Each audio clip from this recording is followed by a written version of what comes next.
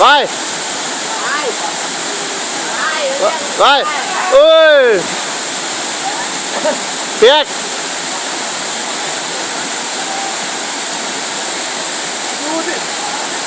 เป่าไหนตาม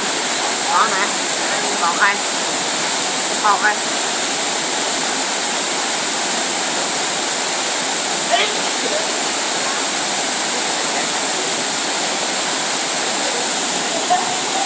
แบบนี้มันต้องถามของเนี่ยแล้วตามไป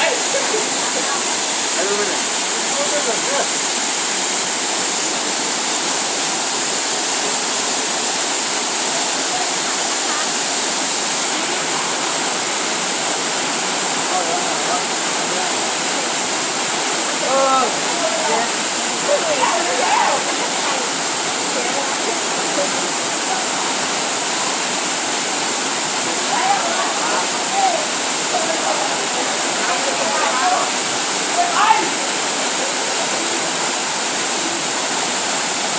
ฮ่าฮ่าฮ่า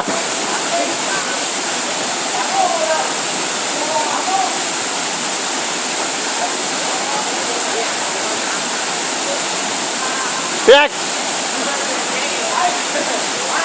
ไป